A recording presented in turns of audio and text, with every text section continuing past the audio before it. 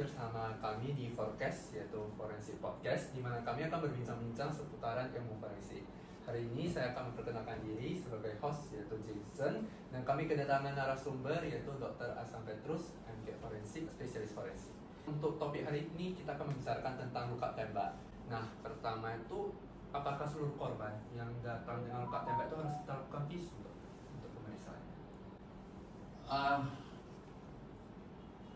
Setiap kasus yang diduga tindak pidana memang harus divisum. Dan kalau misalnya datang dengan luka tembak itu memang harus diotopsi juga kan dokter? Ya kalau dia meninggal, kalau hidup ya tidak. Oke, kalau dari suatu luka tembak dokter, kira-kira kita bisa nggak menentukan luka tembaknya itu apakah ditembak dari jarak yang dekat, jarak yang jauh? Nah, kita di Departemen Forensik ini dalam hal identifikasi luka tembak, maka kita mengidentifikasinya itu apakah luka tembak ini pertama, apakah luka tembak masuk atau luka tembak keluar, berapa luka masuk, berapa luka tembak keluar. Nah, kemudian kita menentukan apakah luka tembak masuk itu luka tembak tempelkah, luka tembak dekat, sangat dekat, jauh.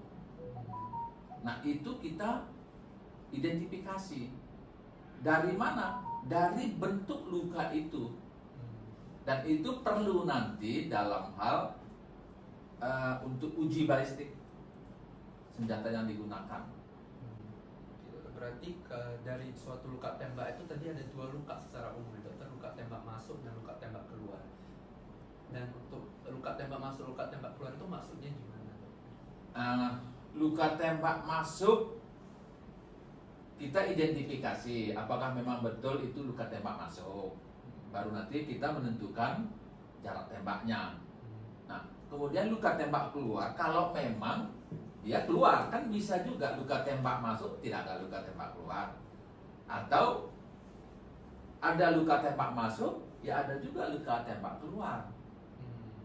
Berarti untuk menentukan jarak luka tembak itu dilihat dari luka tembak masuknya ya, dokter? Ya, dari luka tembak masuknya nanti kita tahu itu kira-kira dia itu luka tembaknya nempel, jadi senjata itu memang langsung di tubuh orang itu, atau sangat dekat atau jarak jauh. Mungkin bisa dijelaskan lebih rinci, dokter, bagaimana membedakan dia luka tembak yang dekat, sangat dekat, jauh, seperti luka-luka apa saja yang bisa ditemukan, dokter? Ini yang saya bilang sebaiknya kita nanti di ruangan dengan menggunakan papan tulis supaya lebih paham. Oleh karena ketika kita mau mengidentifikasi luka tembak masuk itu, apakah itu tembak tempel, jarak sangat dekat dan jauh, itu berdasarkan ciri-ciri dari luka tembak masuk itu. Ciri-ciri yang kita lihat di situ adalah gambaran yang ditimbulkan dari benda-benda yang keluar dari senjata itu. Nah, keluar dari senjata itu pertama yang keluar itu adalah anak peluru. Nah, anak peluru ini ketika menyentuh tubuh orang, maka akan menimbulkan beberapa hal. Pertama, luka yang berbentuk bulat. Yang kedua adalah adanya contusio ring. Karena luka tembak oleh senjata ini kan tidak termasuk luka tajam, tidak pula tumpul. Nah, itu tersendiri dia. Sehingga ketika peluru itu menyentuh tubuh itu akan menimbulkan juga memar di sekitar luka itu yang berbentuk ring, cincin. Nah, kemudian apa lagi? Adanya klaim lemak. Klaim lemak itu adalah minyak yang ada di tubuh peluru itu, yang dibawa, yang menempel di tubuh si korban ini. Nah, itu yang akan kita lihat pada biasanya jarak jauh. Nah, kalau misalnya yang kedua keluar dari peluru ini adalah bagian dari mesiu yang ikut juga keluar. Nah, mesiu ini akan menempel kalau orang itu dekat di dalam tubuh orang itu, akan menimbulkan yang namanya klaim tato. Nah, krem tato yang berwarna hitam. Kemudian di belakang dari mesin ini apa? Asap yang menempel pada jarak tembak dekat dalam bentuk klaim jelaga. Nah, dua-dua ini menimbulkan gambaran hitam dan mereka seringkali tumpang tindih pada jarak yang sangat dekat. Lalu bagaimana untuk membedakannya? Nah, kita biasanya mencoba mengusap atau menghapus dengan kain kasa yang basah. Kita hapus, kita lihat tetap warna hitam. Tapi yang kita lihat adalah di sini. Kalau dia hitam, itu ada jelaga dan tato. Tapi kalau dia tidak ada hitam, itu tato. Nah, kemudian apalagi di belakang asap, itu ada api. Nah, api ini ketika menyentuh tubuh menimbulkan luka bakar. Nah, itu yang sudah sangat dekat. Dan kalau nempel itu bekas dari laras senjata itu yang berbentuk luka lecet di sekitar luka itu. Nah, jadi kalau nanti itu luka tembak tempel, khasnya itu adalah jejas laras di sekitar luka. Dan kalau misalnya itu luka tempel di kepala atau daerah yang memang keras tulang, maka lukanya itu pun seperti bintang. Tapi kalau misalnya di daerah yang berotot, ya tentu tidak. Hanya yang kita lihat adalah luka lecet bekas laras tadi.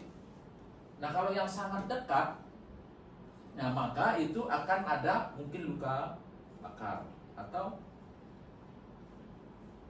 luka atau klaim jelaga, ya, klaim jelaga. Karena kalau misalnya klaim tato itu sudah dekat, itu dekat. Kalau misalnya ada api, ada asap, itu biasanya sudah sangat dekat. Perkiraannya kalau dibuat dalam bentuk angka, kalau ada api, ada asap, ada api itu 15, asap itu 30, kalau tato itu 60, itu batas dari yang namanya dekat. Nah, hati-hati ketika kita menyampaikan kepada orang awam. Karena kita di sini batas dekat itu kira-kira jarak tembak 60 cm. Nah, tentu kalau orang awam bilang dekat 60 cm, ya aneh juga rasanya kan. Kalau misalnya jarak tembak itu 70 cm dibilang jauh, ya aneh juga menurut orang awam. Kalau jauh itu misalnya, wow, di Brastagi sana itu jauh. Nah, itu harus hati-hati kita ketika kita menjelaskan itu kepada masyarakat awam. Berarti masing-masing dari luka itu merepresentasikan jarak Iya. dari tembakannya itu Iya, sendiri. dan itu tidak bisa dimodifikasi. Nah, ada cara yang lain, misalnya apa? Menembak dengan cara menghalangi dengan sesuatu benda, misalnya bantal atau pakaian. Nah, makanya itu juga sering terjadi. Ketika orang ditembak dengan pakaian tembus ke badannya, maka di badan itu tidak akan menimbulkan gambaran yang sebagaimana aslinya yang dulu tadi. Maka di mana kita cek? Di pakaiannya. Nah, makanya selalu saya tekankan pada mahasiswa ketika luka tembak ini terjadi, cari pakaiannya. Cari pakaiannya. Karena di sana mungkin akan menempel material yang kita cari tadi. Nah, seperti itu. Kan sekarang juga bisa, misalnya seseorang membunuh, kemudian dibuat seolah-olah pasien itu sendiri yang membunuh diri, dokter. Nah, bagaimana kita bisa tahu bahwa pasien itu memang bunuh diri atau dia dibunuh oleh orang berdasarkan luka tembak? Nah, kan kita sudah pelajari bagaimana kondisi orang yang bunuh diri. Maka akan terjadi yang namanya cardiac spasm. Nah, cardiac spasm itu adalah suatu kekakuan yang memang sangat kaku dan sulit untuk dilepaskan kalau apapun ada di sana. Dan itu tidak bisa dipungkiri. Kalau misalnya itu dia memang ditembak orang kemudian membuat seolah-olah dia membunuh diri, nggak bisa, pasti ketahuan. Dari cadaver spasm itu Itu satu dari segi cardiac spasm. Kedua, luka tembaknya di mana? Nah, misalnya lagi kan, misalnya dia ini dibuat seolah menembak dirinya seperti ini. Padahal kawan ini kidal umpamanya kan ketahuan. Nah, karena ada satu cara dalam hal orang membunuh diri ini, kalau misalnya dia katakanlah kalau luka tembak, ya kan nggak mungkin nembak begini, susah kali ya kan, pasti nembaknya beginilah. Nah, gitu. Kemudian ya tentu daerah-daerah yang terjangkau, ya kan nggak mungkin lah orang menembak, dia mau menembak bokongnya atau punggungnya dengan cara meletakkan, susah kali lah, nggak akan jadi itu. Artinya daerah yang terjangkau, dan kalau memang itu bukan daerah yang terjangkau, nah kemungkinan memang itu satu pembunuhan. Kita bisa membedakan lah apakah suatu kasus pembunuhan, bunuh diri atau insiden. Berarti membedakannya itu sendiri dari sikapnya ya dokter ya, terutama dari kadar spasmnya. Itu kemudian di mana lukanya itu. Kemudian dokter, dari luka tembak itu apakah bisa kita tahu bahwa senjata yang digunakan itu senjata apa, tipe Nah, yang gimana? Makanya tugas kita dalam hal mengambil barang bukti.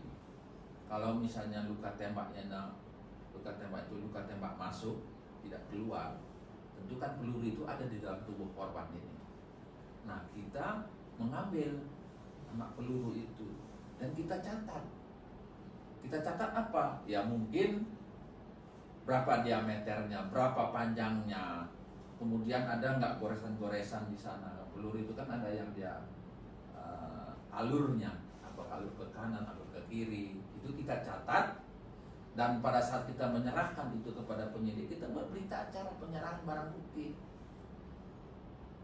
Nah, senjata ini, anak peluru ini itu mengarah kepada senjatanya, sama seperti sperma, itu mengarah kepada tersangkanya. Karena prinsipnya di Indonesia ini, senjata itu cuma dua yang pemiliknya. Kalau nggak senjata TNI, senjata Polri. Nah ingat, senjata bisa dimodifikasi, peluru nggak bisa. Nah jadi ketika nanti ini peluru ini nanti oleh penyidik, yang kita bukan ranah kita untuk mencari senjatanya apa dan itu milik siapa, apakah TNI atau Polri. Nah seperti itu. Ya mungkin sekian saja dokter dari perbincangan kita. Topik hari ini tadi mengenai tentang luka tembak, bagaimana kita menentukan jarak tembakannya, membedakan apakah dia memang bunuh diri ataupun dibunuh, kemudian terakhir dari menentukan senjatanya itu sendiri dokter. Ya. Semoga ilmu yang kita bincang-bincang hari ini dapat bermanfaat bagi penonton. Terima kasih kepada Dr. Hasan. Mungkin sekian saja dan jangan lupa untuk like, komen, dan subscribe dan saksikan episode yang lainnya juga. Terima kasih.